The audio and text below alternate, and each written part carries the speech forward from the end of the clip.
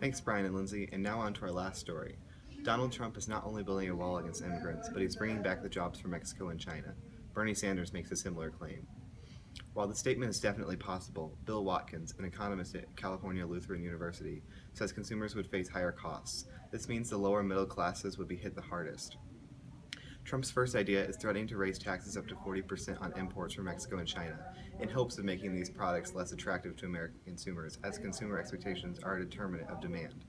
This, in no way, guarantees the return of jobs to America, which could only be done by imposing tariffs on every other country, causing a trade war, says Paul Ashworth, an economist at Capital Economics. Trade wars are expensive and global trade plummets.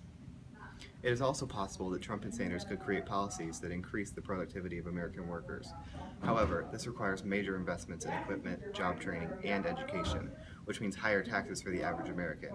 Experts say that that could be a long-term fix to the problem, but political patience could be its downfall. Trump could also consider fixing a deal with China to reduce their hold on the cheap Chinese currency, which makes its exports more attractive to Americans. Last time China loosened its grips, the opposite effect was seen and the currency fell. In this case, American exports would become more costly and Americans would lose jobs. The opportunity cost is the amount of jobs lost, which would greatly outnumber jobs gained. Lastly, the government could pay subsidies to companies that bring back jobs, but by giving more money to corporate America. Lastly, the government could pay subsidies to companies that bring back jobs, but giving more money to corporate America isn't the most politically popular choice and would require Americans to pay more upfront. Alan Deardoff, an economist at the University of Michigan, says taxes would be needed to pay for them.